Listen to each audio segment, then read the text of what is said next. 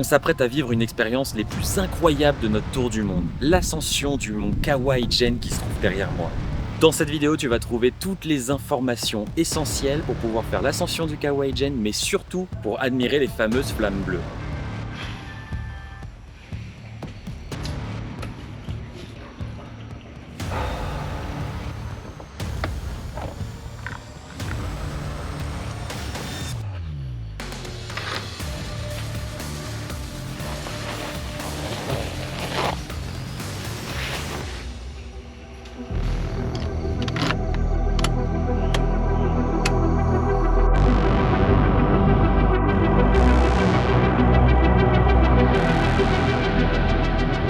Ok, donc on vient d'arriver. Je vais vous mettre la lumière, on voit mieux. On vient d'arriver. Au final, sur la route, c'était un peu compliqué avec un 125. Je vous conseille de prendre un petit peu plus haut. Il y a eu un passage, on a dû faire de la trottie scooter. C'est-à-dire qu'on a dû pédaler un petit peu avec nos jambes en même temps que le scooter. Et là, ça y est, on est arrivé. Au final, j'avais pas vu grand monde sur la route nous dépasser. Je me suis dit, il n'y a pas grand monde. On vient d'arriver ici. C'est le bordel en fait. Il y a du monde de partout. Tu vois, Disneyland à l'ouverture, c'est la même chose. C'est un peu ça. Donc là, on se dirige au niveau des tickets. Normalement, on a tout pris en ligne. J'ai l'impression qu'on risque de faire la queue. On va voir aussi pour louer les fameux masques parce que c'est obligatoire dans le sens où si tu veux aller dans le cratère voir les Blue Fire, va falloir pouvoir respirer sans respirer le gaz. Donc on voit ça, on vous montre tout ça et on vous dit aussi tout ça. Ok, à l'entrée, ils proposent des espèces de taxis. Taxi Lamborghini, attention. Des taxis pour t'amener là-haut, j'ai l'impression. Allez, ça y est, on commence cette ascension du Kawaii-Gen. Alors il faut savoir qu'au niveau de l'entrée, vous allez payer 150 000 par personne, plus 5 000 par l'assurance et 5 000 pour le parking. Donc là pour deux, un total de 315 000. Et 10 000 pour l'accès au parc national. Donc là, on avance, ça grimpe. Il y en a pour environ 600 mètres de dénivelé, 3 km. Ça peut se faire assez rapidement, ça dépend de comment vous marchez. En gros, normalement, il y en a pour à peu près 2 heures pour aller jusqu'au sommet.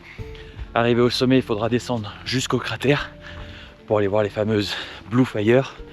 Là, il faut compter à peu près 30 minutes normalement. Et il faut surtout bien arriver de nuit, c'est très important. Et comme vous avez vu, il y a pas mal la queue. Et on est arrivé à 1h50, on commence la randonnée à 2h20.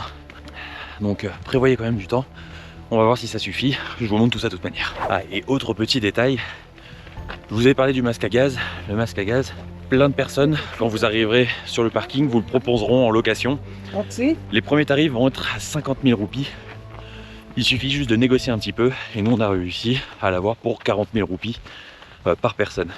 Donc n'hésitez pas à négocier. Ok, vous allez avoir vraiment beaucoup de monde. C'est ultra compliqué d'avancer là. Inutile de vous rappeler qu'il faut ramener de l'eau. Au moins 1,5 litre minimum par personne à mon avis. Parce que là ça grimpe sévère. Bon là je crois qu'on est arrivé sur le cratère. Parce qu'il y a beaucoup de vent, il n'y a plus de collines à gauche et à droite. Je pense que le cratère se trouve à gauche. Ça continue, je pense qu'on est bientôt arrivé. Après on va devoir descendre pour aller voir ces fameuses flammes bleues. Par contre il y a beaucoup de vent comme vous pouvez l'entendre et le voir. Donc couvrez-vous bien, prenez au moins un kawaii, un pull, un pantalon, enfin bref, vous avez compris le principe. Il y a toujours autant de monde. Par contre au final, c'est que les 2 premiers kilomètres où ça monte énormément. Je pense que vous faites les 600 de dénivelé pratiquement les 2 premiers kilomètres. Et après le dernier kilomètre, c'est plutôt tranquille en fait, c'était presque plat. Donc pour l'instant, randonnée pas ultra difficile. Quand vous arrivez dans la descente, là il commence à avoir beaucoup de monde. Ça ralentit de fou quoi.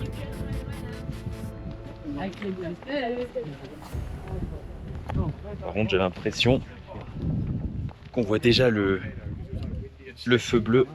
Au final, il est 3h30, donc on aura mis un petit peu moins d'1 heure pour monter tout en haut. Donc pour vous dire, alors après on avait une très bonne allure quand même. Donc en fait ça va relativement vite et là c'est la descente qui va être un peu plus longue parce qu'il y a beaucoup de monde, donc juste obligé d'attendre de faire la queue quoi en gros. Il y a vraiment des lampes torches partout, que ça soit je pense là-haut comme là-bas. On y est, on est au moment où il faut mettre le masque.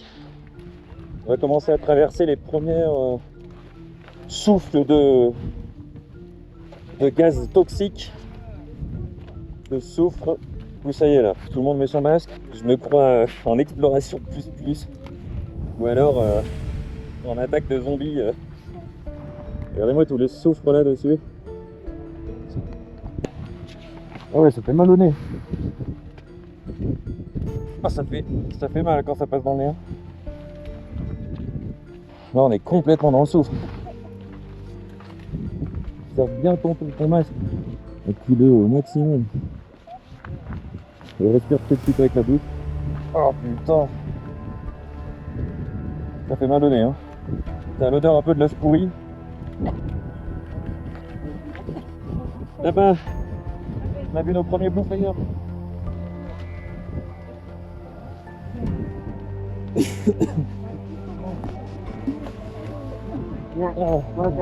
Bébé. Ok. Il casse. Encore un jour.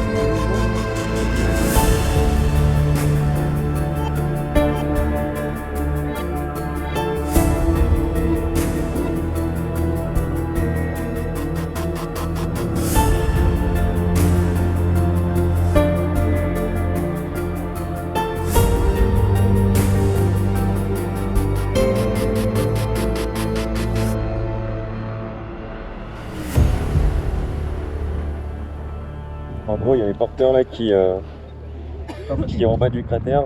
On fait des sculptures de soufre, de roches de soufre, et du coup, ils vendent ça et tout pour essayer de se faire un petit peu d'argent parce que déjà ils gagnent pas beaucoup. C'est vraiment stylé de voir ces flammes bleues quand tu te dis qu'il y en a que 2 dans le monde où tu peux voir ça. Par contre, c'est vraiment tout petit et il y a vraiment beaucoup de monde. Alors, regardez autour de moi. Après, ce qui est bien, c'est que ça fait tellement mal au nez que les gens restent très peu devant les Blue Fire en gros parce que ça fait trop mal. Mais c'est vraiment le bordel, en fait il y a trop de monde. Bon, l'expérience est assez sympa, surtout pour le prix au final. Donc voilà. Maintenant on va monter et on va aller en direction du lever de soleil, voir la vue maintenant qui nous attend ici au Ujjain. Bon, les flammes bleues, on est d'accord, c'était une dinguerie. Mais l'aventure n'est pas finie. On reprend le chemin vers le sommet pour choper le lever de soleil, et c'est là, sur le sentier, que tu prends la plus grosse claque. Tu croises ces gars qui remontent du cratère, les porteurs de soufre. Faut vraiment se rendre compte d'un truc. Dans leur panier, il y a entre 70 et 90 kilos de charge. C'est juste surhumain. Et ils font ça tous les jours, dans la fumée, dans la pente. Franchement, quand tu les vois passer avec cette force tranquille, t'oublies direct ta propre fatigue.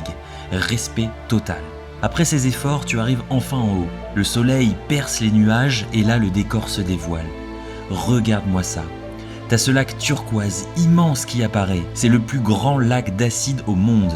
C'est le contraste qui est fou ici. C'est d'une beauté paradisiaque, presque irréelle. Et en même temps, c'est l'un des endroits les plus toxiques de la planète. C'est ça la magie du Ujjain.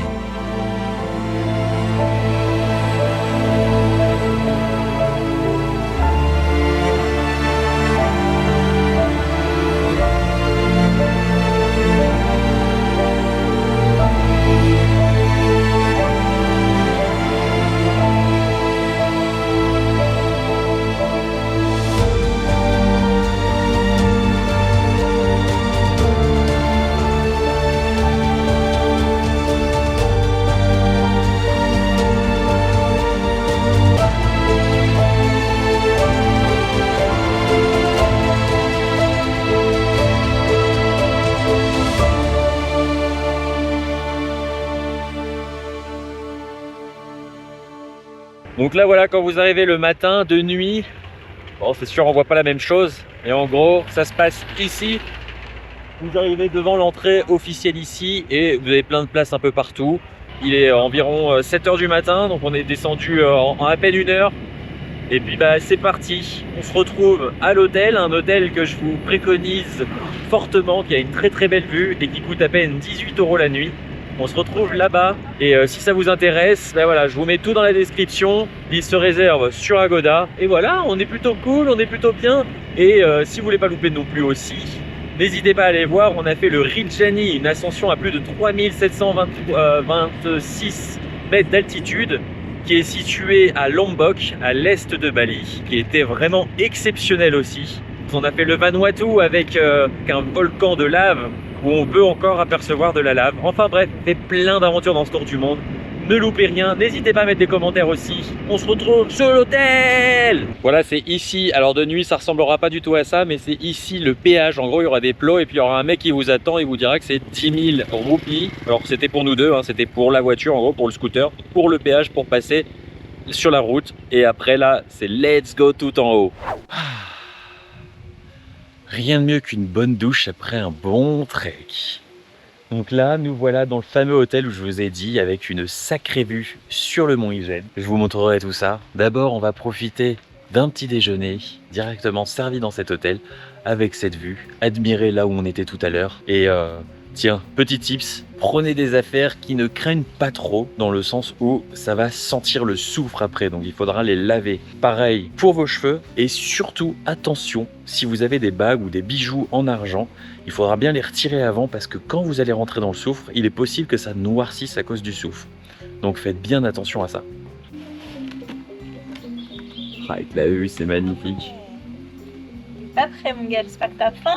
Voilà, un vrai panier. Des fruits. Et par contre, c'est pour 2. Ah, c'est pour 2 directement ça? Et des clopouks. Bon appétit. Par contre, du riz pour le petit-déj, quoi, on en parle, j'aurais bien voulu des pancakes moi. Il est 11h28, on vient de finir notre petite sieste, notre retour, comme je vous ai dit, la petite douche, le breakfast et la petite sieste qui a été... Réparatrice et bien nécessaire. En Ouais. tout cas, ce que je retiens de cette ascension, c'est que 1, c'est pas très difficile, ça prend pas trop de temps. Ça va. Au Et final, par en contre, plus, ça vaut le coup vraiment d'aller au voir final, ces on a flammes mis 1 heure pour monter, alors qu'il prévoit 2 voire 3 heures.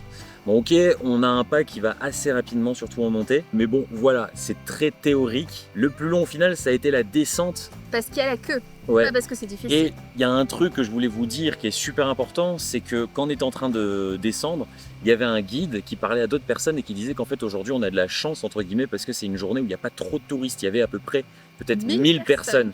Mais généralement il dit il peut y avoir jusqu'à 6000 personnes. C'est énorme et du coup ça fait des bouchons monstrueux pour descendre voir les flammes bleues. Et du coup des fois bah, c'est la cohue. ouais mais c'est le gros bordel. Déjà que là je trouve que c'était le bordel aux flammes bleues.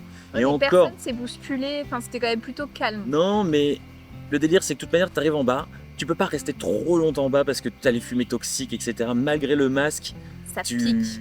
au bout d'un moment, tu as envie de remonter. Donc, tu resteras pas tout le temps en bas. Donc, ça a un avantage dans le sens où même les touristes, même s'il y a beaucoup de touristes, ils ne resteront pas tout le temps en bas. Ils vont bouger au bout Ça d'un moment. bouge en fait, ouais. Donc c'est cool. Après, on a vraiment eu de la chance et on a vraiment très bien vu les flammes bleues, je trouve. Je voyais des commentaires sur les réseaux sociaux disant que c'était faux, qu'on n'en voyait pas beaucoup. Soit on a eu Bah. énormément de chance, soit Ouais. franchement on les voit quand même très bien. Après c'est la fumée, bah, il y a du vent, la fumée se met devant et on la voit pas tout Ouais. le temps. mais- En fait, ce qui se passe, c'est que dès qu'il y a du vent, un vent assez fort qui sort la fumée, là d'un coup, tu vois les flammes bleues et ça va durer genre des fois 5 secondes, même pas. il y a- T'es là en mode tout le monde avec son téléphone avec il y a les gros flammes clichés. bleues. Et juste après, t'as toutes les fumées qui arrivent généralement.